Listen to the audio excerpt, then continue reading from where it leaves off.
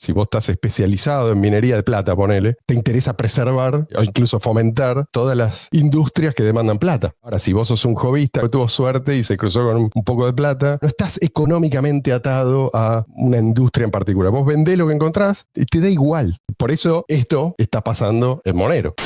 Y ahí está la ironía, ¿no? Porque necesitas un comité que decida cuál va a ser el próximo algoritmo. Si vemos que ese proceso de asequización se está dando a pesar de todos nuestros esfuerzos, entonces hay que cambiar el algoritmo. O sea, hay que luchar contra la eficiencia a como de lugar. No hay almuerzo gratis.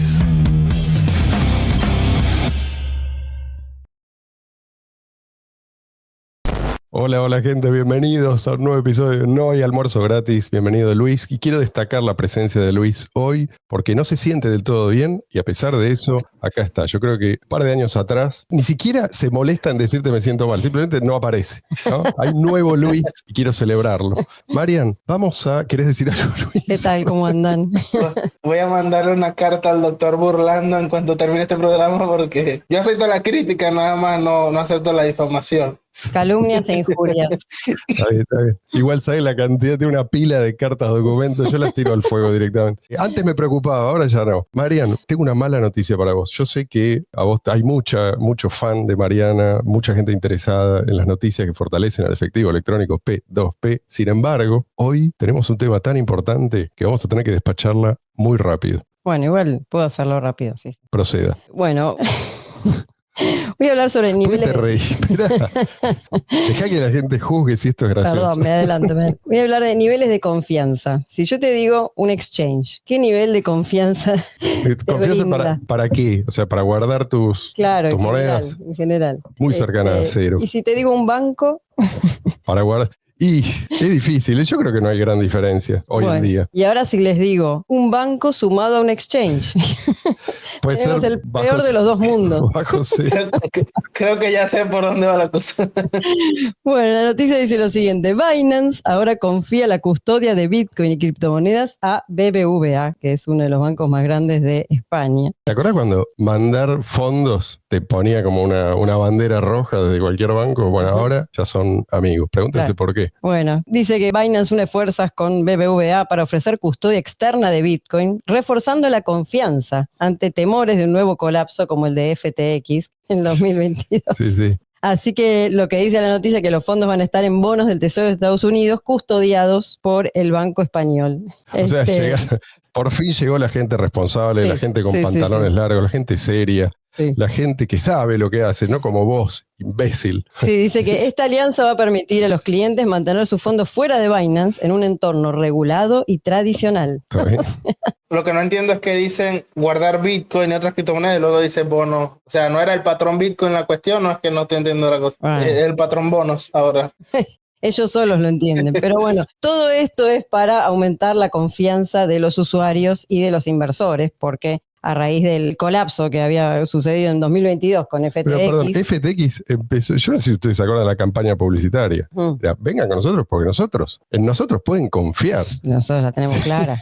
¿Sí? Siempre que la gente confía en que las regulaciones lo van a proteger, en realidad, por un tiempo por ahí eso funciona, pero lo que está haciendo es garantizando un colapso gigantesco en algún momento en el futuro. Pero bueno, así que bueno, ahora todos los usuarios de Binance van a estar muy, muy seguros porque van a tener sus fondos custodiados por el banco BBVA. Sí, yo no sé qué es peor, pero chicos, not your keys, not your coins. Exactamente, esta es la recomendación con la que en resumen cerramos. Vamos entonces a hablar de prueba de trabajo, a propósito de lo que está pasando ahora en Monerolandia. Prueba de trabajo, prueba de participación, estas son simplemente formas de que los nodos de una red se pongan de acuerdo. ¿Qué es lo que está pasando? ¿Cuál es la cadena válida? ¿Sí? Es decir, son formas de asegurarse de que nadie haga trampa dentro de esa red. Claro. Nosotros en más de un episodio explicamos por qué, en nuestra opinión, prueba de trabajo es mejor que prueba de participación si vos lo que querés es efectivo, electrónico, peer-to-peer, resistente a la inflación, resistente a la censura. Todo esto, incluso Alejandro Ventimilla, que nos criticó algunos de estos episodios, reconoció que para él también la prueba de trabajo, si vos lo que querés es defender, por así decir, una moneda, es mejor que prueba de participación. Ahora, dentro de prueba de trabajo hay dos corrientes. Hay una que dice, permitamos que el mercado opere libremente, que la tecnología más eficiente prevalezca. ¿A dónde lleva naturalmente? A la producción de ASICs. ASIC, que es Circuito Integrado de Aplicación Específica, creo que es. Y es algo que el propio Satoshi predijo. Es decir, vos vas a tener primero, al principio, esto no existe, cada uno mina con la computadora que tiene a mano, pero si el precio aumenta considerablemente, aparece el incentivo para fabricar dispositivos que son específicos para ese algoritmo. Y claro, pasó de usar CPU, después GPU, claro, y después aparecieron los... cada vez más específicos. Sí. Hasta que ya es a nivel hardware, directamente no sirve para otra cosa. ¿Tá? Hacen una única tarea, pero la hacen de la manera más rápida posible y con el menor gasto de energía posible. Optimizando recursos. Exacto. Hay otra corriente, que es la que dice que esto es malo porque esto centraliza, entre comillas, la minería. Ya vamos a discutir esto. Y lo que promueven es la resistencia, así lo llaman, ASIC resistant, como resistencia a los ASICs.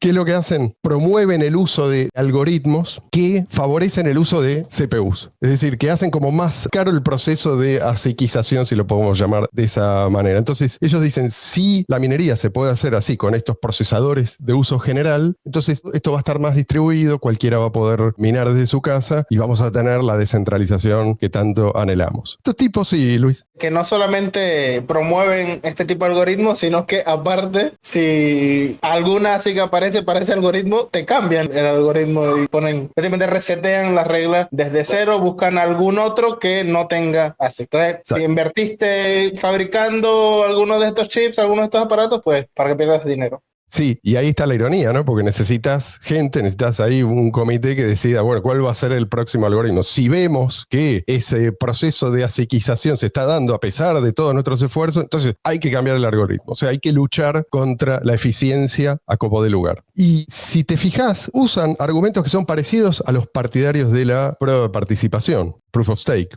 Ellos dicen, si no hay gente haciendo este esfuerzo, irónicamente es un comité central, porque pueden llamarlo de otra manera, pero es eso, entonces se centraliza la minería. Pero los de Monero, por ejemplo, no se fían de las soluciones que proponen los partidarios de prueba de participación, de Proof of Stake. En realidad, yo diría, son distintas formas de gobernanza on-chain, donde decidís, entre comillas, según la cantidad de monedas que vos tenés. Más monedas vos tenés, mayor es tu grado de decisión dentro de esa red. Esto, obviamente, hay distintas variantes, lo estoy simplificando. Ahora, pero, una pregunta, ¿no? ¿Cuán real es el tema de la centralización de la minería hoy en día? Porque hay varios pools de minería. ¿Es real eso de que está muy centralizada la minería? Mira, la minería, ¿qué tipo de minería decís? ¿La minería de Bitcoin, por ejemplo? Sí. Siempre fue más o menos igual. Por en eso. algún momento, al principio, ¿qué es lo que sucedió? Al principio, vos tenías grandes saltos tecnológicos. Entonces, cualquiera que tuviera acceso a esa tecnología primero tenía una gran ventaja.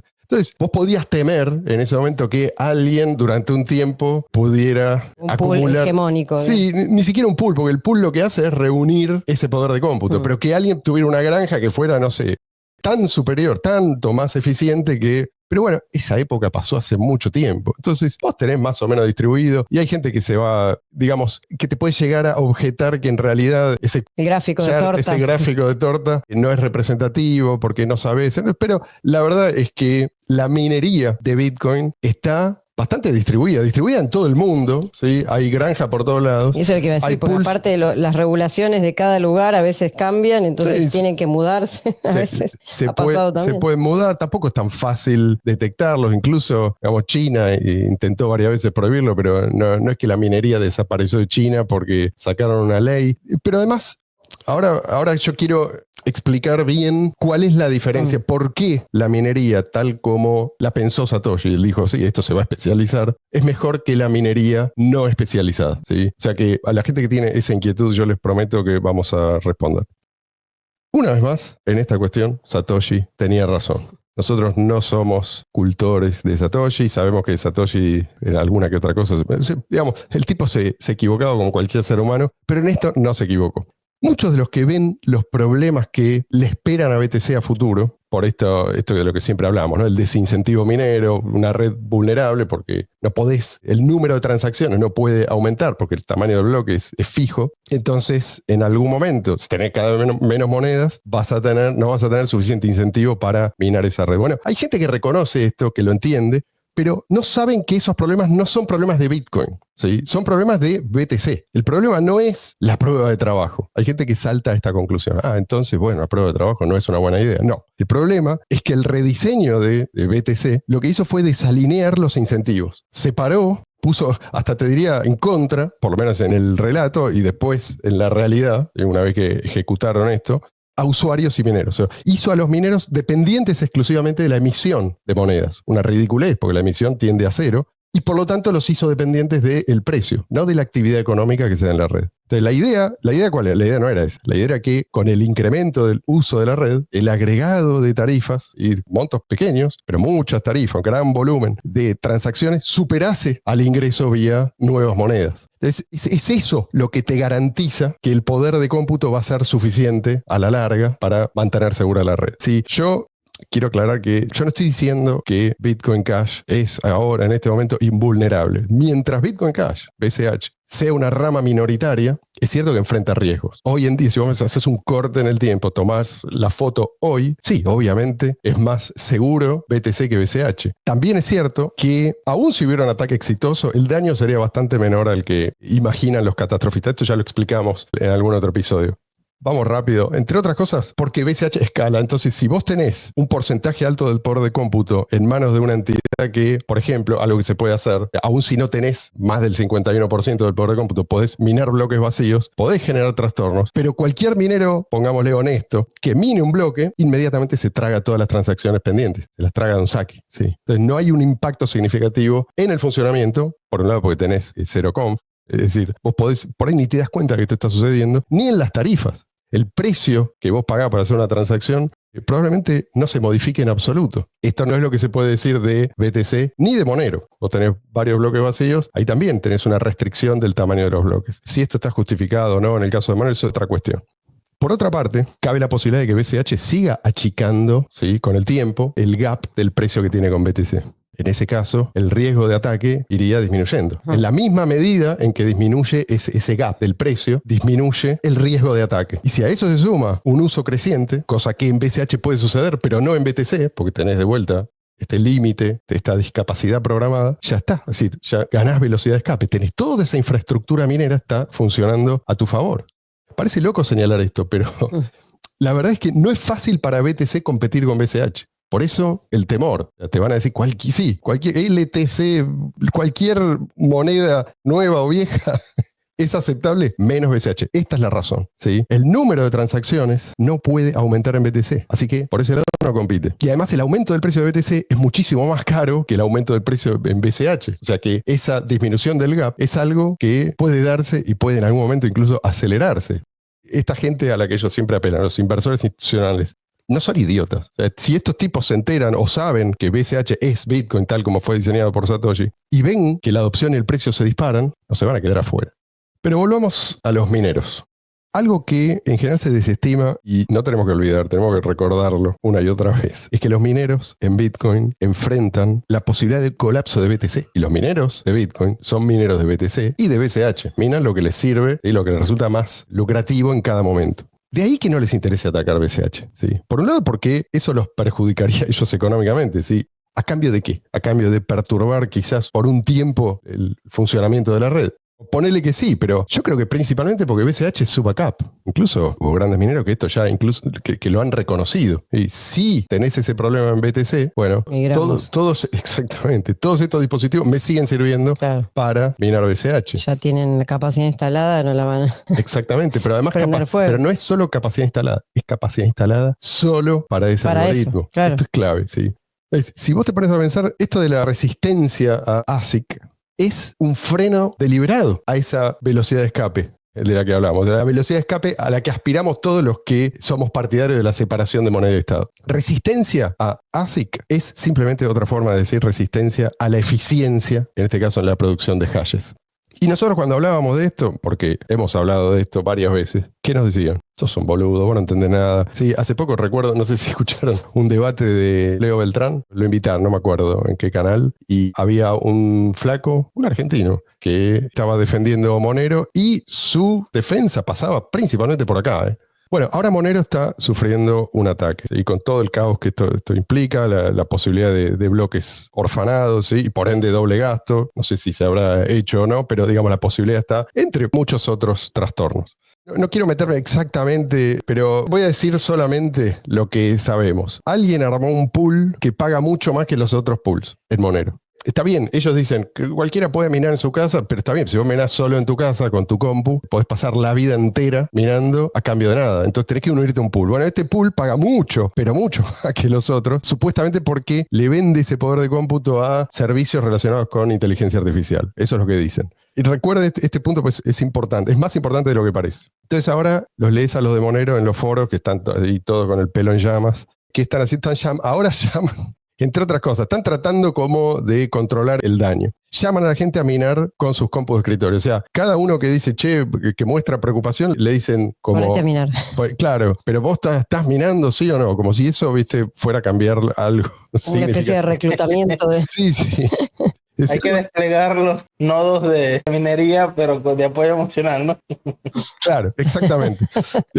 Que es algo así como resistirse. Vamos a defendernos todos de esta invasión del país vecino, salgan todos con sus palos de escoba.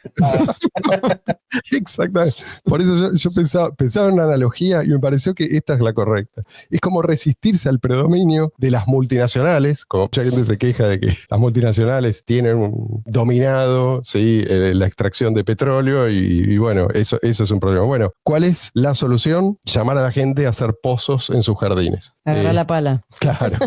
O no, mejor aún, con la mano, porque la pala es muy eficiente. Con una cucharita. Sí, todos nos ponemos de acuerdo en hacer pozos con las manos. Incluso otra cosa que están haciendo ahora por lo menos no lo están haciendo, perdón, están considerando la posibilidad de prohibir la minería en pool.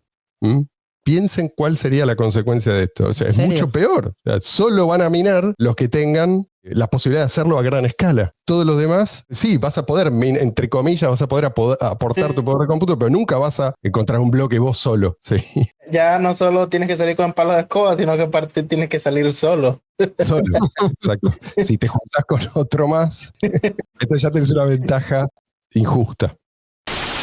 A estas alturas los ASICs se asemejan bastante a commodities. Imaginemos que queremos acaparar toda la producción de ASICs, queremos adueñarnos de la mayoría de los ASICs. Bueno, es tan difícil como acaparar hoy en día la producción de oro y adueñarnos de la mayor parte de la industria minera del mundo. ¿Sí? Vamos a estar compitiendo con todos los demás que ya están, por así decir, ahí cómodamente instalados en esa industria. Y por más poder económico que tengan, incluso poder militar que tengamos, no a poder tomar el control total de todos los yacimientos, ni siquiera de una cantidad significativa. Mucho menos vamos a poder hacer eso eficientemente, ¿sí? Hacerlos funcionar de la manera en que necesitamos. De hecho, si se pudiera hacer, ya se habría hecho. La solución del establishment no fue esa, fue desmonetizar el oro. ¿Sí? Ahí se ven las similitudes. La solución del establishment esta vez fue desmonetizar BTC.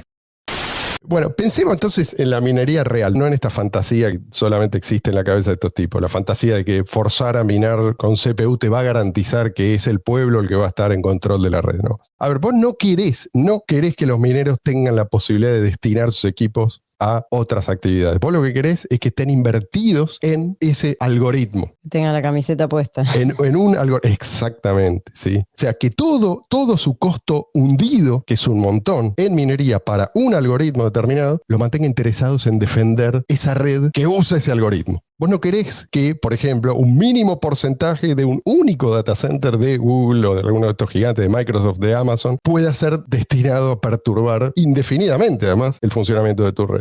Ese mínimo porcentaje podría ser fácilmente alquilado por cualquier atacante. O sea, no resolviste el problema de la escala. ¿Sí? En realidad lo agravaste haciéndote resistente a los ASICs. Un solo data center, me fijé, de estas grandes compañías, puede tener cientos de miles o quizás millones de CPUs. Y bueno, estamos hablando de esta compañía que seguramente no dudarían en entregar ese pequeño porcentaje. Sí, estamos hablando de un porcentaje mínimo. O sea, no es que vos tenés que destinar todo un data center entero a esto. Mínimo, y ya está, tomás el control de Monero, por ejemplo. Se lo pueden imponer del Estado también. En cambio, para poder atacar exitosamente a Bitcoin, tendrían que competir con toda esa infraestructura que está no solo bien desarrollada, sino bien distribuida en todo el mundo. Y pedirle a una granja minera, ponerle que vos podés, ¿no? Decirle que es una, o sea, hay un montón, pero ponerle que es una grande. Y vos decís, no, destina buena parte de tu poder de cómputo a este ataque. Yo te lo impongo, ¿sí? Yo te lo ordeno. Le estás pidiendo que se suicide, porque no puede usar.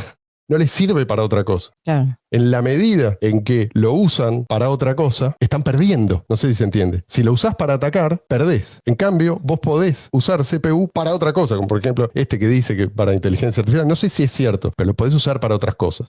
Así que el punto es que los productores y los dueños de ASICs tienen, como dicen en inglés, skin in the game, piel en el juego, ¿sí? Porque sus únicos clientes, por así decir, sí, se puede decir, son clientes, son los usuarios de la cadena de bloques que usa ese particular algoritmo minero, ¿sí? Esto cobra relevancia principalmente en lo que nosotros llamamos la segunda era de Bitcoin, cuando los mineros pasan a depender de las tarifas que cobran, ese agregado de tarifa del que hablábamos antes, y no de las nuevas monedas únicamente. Ahí es cuando como todavía cuando son nuevas monedas, cuando dependen exclusivamente del precio, ahí pueden darse el lujo de no involucrarse demasiado. Pero si dependen del buen funcionamiento de la red, que la gente use cada vez más esa red, y bueno, probablemente inviertan no solamente en equipos para minar, sino en equipos de developers para mejorar esa red y para hacerla más robusta y para que la gente tenga una mejor experiencia de usuario, quiero decir. Y tampoco es fácil, porque algunos lo pintan como algo fácil, esto de acaparar. Estos son los grandes fantasmas de lo que se viene hablando hace década y media, ¿no? Acaparar una cantidad significativa de ASICs disponibles. Y vamos, está claro por qué esto no es fácil. O sea, los que están disponibles son los que están en uso y están en todo el mundo. Y mucho menos dominar la producción de ASICs. Y a esta altura los ASICs es lo que hablábamos antes. Es prácticamente un commodity. Ya no hay estos grandes saltos de eficiencia entre las sucesivas generaciones de este tipo de hardware. Entonces, si vos decís, bueno, yo voy a producir, está bien, vas a producir, pero ¿qué porcentaje de lo que hay es lo que vos vas a producir? ¿Y cuánto mejor va a ser que los dispositivos que ya están usándose? No, esto no es fácil. Es decir, no, ya lo habrían hecho. O sea, habrían ido por este lado. Uy. Bueno, disculpen, se nos cayó Luis. Esto para los del cuanto peor mejor. Una demostración más de que cuanto peor, peor. ¿Qué estábamos diciendo? Yo lo que decía es que si fuera fácil quedarse con este fantasma, ¿no? Algún estado poderoso o quizás varios estados, todos de acuerdo en llevar adelante este plan, pueden quedarse con buena parte de las ASIC para atacar la red. Bueno, si eso fuera tan fácil, ya lo habrían hecho, en lugar de invertir miles y miles de millones de dólares en el secuestro de Bitcoin, ¿sí? De BTC por lo menos. Entonces, la ganancia del minero ASIC depende, hace mucho tiempo ya, más que de la ventaja tecnológica, de esta eficiencia muy superior, que era lo que pasaba al principio, ¿no? Con cada nueva generación, depende del acceso a energía barata, este tipo de cosas, ¿sí? Y en general de la capacidad operativa. Esto incluye, tenemos que considerar la logística, salarios, know-how, mantenimiento, las cadenas de distribución, todo esto. No es fácil dedicarse a esto. Es lo que iba a decir, o sea, los tipos que vienen haciendo esto hace años y años ya tienen un conocimiento de cómo optimizar sus recursos y cómo hacer toda la operativa, que eso ¿no? De un día para el otro, por más que vos decías acaparar todos los ASIC y empezar a hacer, pero tenés que saber cómo. Sí, tenés que saber qué hacer con eso, pero además es que no podés acapararlos. Bueno, sí, además, pero si pudieras, digo, tenés que tener también las personas que sepan hacerlo de la misma manera o mejor que los que ya lo vienen haciendo hace tantos años. Tenés razón. Es decir, aún si esto de acaparar, que ya vemos que no es tan simple, yo diría que es imposible, pero ponele que logran acaparar, tampoco es apretar un botón y ponerlo a funcionar. No solamente los ASICs son eficientes, sino también los empresarios tienen que ser eficientes, si no, son desplazados.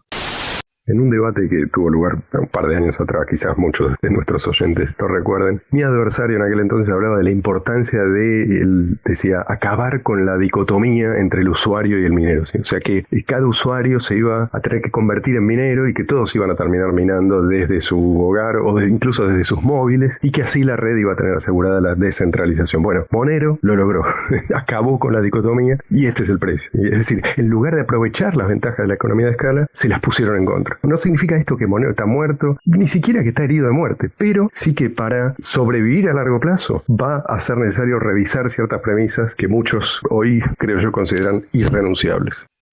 Bueno, hablando de commodities, volvamos al ejemplo de las multinacionales, porque me parece que es muy bueno, de las multinacionales petroleras. Estas compañías tienen un costo hundido que es fenomenal. Por eso me pareció que es un buen ejemplo. Entonces, claro que es el costo hundido así. O sea, la inversión que vos ya tenés en algo y que no podés deshacer fácilmente. Entonces vos, no sé, un pozo petrolero, lo hiciste, más te vale que hayas hecho un buen estudio previo para asegurarte de que te va a dar ganancia. Porque no podés de un día para el otro desarmarlo y hacerlo en otro lugar. No, ya está. O sea, es una apuesta. Porque aparte es para eso y no para otra cosa. Exacto. Encima. Bueno, y eso corre para toda la infraestructura. Entonces, prefieren que el petróleo se use más. O sea, prefieren que la red de estaciones de servicio, por ejemplo, siga existiendo. La analogía acá sería una red de transmisión de valor como Bitcoin. Si vos sos el minero de Bitcoin, querés que Bitcoin siga existiendo. En cambio, si vos de casualidad te cruzaste con un barril de petróleo, y acá la analogía es el minero jovista, el minero hogareño, pero también esto sirve para el minero CPU a gran escala, ¿sí? Se encontró con una cosa, pero se puede encontrar con otra, lo vende al mejor postor y después, si se encuentra un barril de otra cosa, hace lo mismo.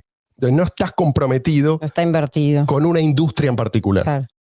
Por eso esto que está pasando en Monero, está pasando en Monero. Este tipo encontró la manera de usar ese poder de cómputo para otra cosa. Lo mismo cabe decir de la minería de metales. Si vos estás especializado en minería de plata, ponele, te interesa preservar o incluso fomentar todas las industrias que demandan plata. Ahora, si vos sos un jovista que se cruzó de casualidad, un jovista ni siquiera, un tipo que tuvo suerte y se cruzó con un poco de plata o con una pepita de oro por ahí, bueno, no estás económicamente atado a una industria en particular. Vos vendés lo que encontrás y te da igual, ¿sí?, con qué recurso vos te cruzás. En el caso de los mineros CPU, cuando ven que algún otro proyecto, acá tenemos el ejemplo de inteligencia artificial, o quizás otra cripto le paga más, apuntan ahí, ¿sí? Y quizás ni siquiera les importa si la cripto, esa que solían minar, es destruida. ¿Qué pierden ellos? Y sobre todo si estamos hablando de los que solo se dedican a vender las monedas que minan, ¿no? ¿Qué pierden? ¿Y cómo hacen para contrarrestar esa tendencia a los mineros jovistas que minan con su CPU en sus casas? Con ASICs vos no podés darte ese lujo de saltar de un proyecto a otro, ¿sí? Las criptos que usan ese algoritmo son tus únicos clientes. Si vos los perdés, tus ASICs se convierten automáticamente en ladrillos basura, completamente inútiles. Es el equivalente, quizás no va a ser una analogía perfecta, al ejército que quemó sus barcos y tiene que ganar porque no es que se puede retirar fácilmente de la isla que hundido. Literal. El costo hundido literalmente es el barco. Sí. Otro problema de la minería con CPU es que un ataque informático puede convertir potencialmente a cualquier CPU en parte de una botnet. ¿Sí? En el caso de Monero esto se puede hacer y se ha hecho, y para hacer esto no se requiere capital, ¿sí? No se requiere ningún tipo de inversión más que la que implica el propio hackeo. Y lo único que frena este tipo de ataque en general es que alguien nota una factura de electricidad sospechosa o alguien nota que hay una ralentización del cómputo y esto obliga a investigar la causa y ahí es que se frena. Pero en el caso de BCH, por ejemplo, esto no es posible. O sea, siempre se requiere inversión en hardware de minería especializado. Y este hardware no está expuesto a ataques desde Internet. Además, todo ese capital hundido en cualquiera de estas grandes granjas de minería especializada, así con ASICs, y digamos, el aprovechamiento de la economía de escala, que es algo necesario en todos estos emprendimientos, hace muy improbable que cualquier intento de usar ese poder de cómputo para cualquier otra cosa pase desapercibido, ¿sí? O sea, sí, si vos tenés un propietario malintencionado, digamos así, de poder de cómputo, de mucho poder de cómputo, de poder de hasheo ya 256, y sí, podría tratar de atacar la cadena de BCH, pero tendría que pagar por los recursos que utilice, ¿sí? Por eso el riesgo de sufrir un ataque es mayor en una moneda minada con CPU. También hay que tener en cuenta que, aun si los mineros hogareños son millones, ¿sí?, o cientos de millones, no importa, nunca van a poder competir con las operaciones a gran escala. Incluso, si olvídate de las ASICs, la ventaja que tienen los Google, los Microsoft o cualquiera que pueda dedicarse a esto a gran escala es inmensa. Yo les propongo, prestemos atención a los que saben. Jonathan Silverblod, acá traduje un comentario que él hizo, es un dev, un desarrollador que trabaja en distintos proyectos en BCH. Dice, porque participa en Electron Cash. Y en Electron Cash, sí. No necesitas una motherboard costosa ni otros componentes para ejecutar una CPU. Podés usar placas mucho más pequeñas y económicas que no se cargan con otras tareas y obtener toda la potencia de la CPU a un costo de periféricos mucho menor. Así, cuando un usuario doméstico paga por una motherboard, una caja, una fuente de alimentación, etc., un producto escalable usa una placa base mínima, una fuente de alimentación de 100 o 200 watts, o comparte una CPU de alta potencia entre muchos sistemas. Todos arrancan desde un almacenamiento conectado a red y funcionan con RAM, por lo que no se requiere almacenamiento físico en cada uno. Y la lista de optimizaciones para ese caso de uso específico es interminable. sea que eligieron la peor de las batallas. Vamos a luchar contra fuerzas económicas que son totalmente predecibles si vos tenés un conocimiento, primero económico, y un conocimiento de la industria. Esto se podía predecir y había mucha gente que lo advertía. Pero bueno, en este caso creo que la ideología se impuso. Por último, quiero dejarles una reflexión. Si el modelo de Satoshi no fuera el correcto para resistir ataques, en BTC no lo habrían cambiado por otro, ¿sí? Este nuevo modelo de bloques de un tamaño ridículamente pequeño, ¿sí?, que hace imposible la escalabilidad, o sea, que hace imposible, yo diría, la escalabilidad necesaria para que la prueba de trabajo haga su magia. Este nuevo modelo te garantiza que a la larga vos vas a ser vulnerable a ataques. ¿Por qué si teníamos un modelo que podía resistir ataques, pasamos en BTC a un modelo que te hace a la larga vulnerable a este tipo de ataques? Por supuesto, ¿cuál fue la excusa? Los bloques grandes o bloques más grandes que de 1 mega llevan a la centralización. Mismo argumento que en el... Exactamente. Pero si así fuera, ¿no sería esperable una campaña abrumadora por parte de estados, bancos, Mastercard, BlackRock, etcétera, para aumentar el tamaño del bloque? Sí, lo que vemos, sin embargo, es exactamente lo contrario. O sea, todas esas entidades hicieron todo lo que estaba en sus manos para mantener a BTC con bloques extremadamente pequeños. Pero no solo eso, peor aún, con un tamaño fijo, que ya era insuficiente unos 10 años atrás. Dicho sea de paso, Fernando Pelliccioni ya está a punto de publicar, ya anunció que tiene listo el paper en el que demuestra que esto que ya nos comentó en un episodio reciente, ¿no?, que 300.000 transacciones por segundo ya es viable, pero con hardware de uso común, ¿sí? Nada, no hace falta invertir gran cosa en esto, sin perder descentralización, sin perder resistencia a la censura, sin perder nada de lo que hace, de lo que caracteriza al Bitcoin original. Esto obviamente en BCH, o sea, en Bitcoin tal como fue diseñado por Satoshi Nakamoto. Bueno, este ha sido el episodio de las interrupciones y el episodio de Fernando Pelliccioni fue el 262. Sí, no, creo que fue uno de los episodios más accidentados que hemos tenido.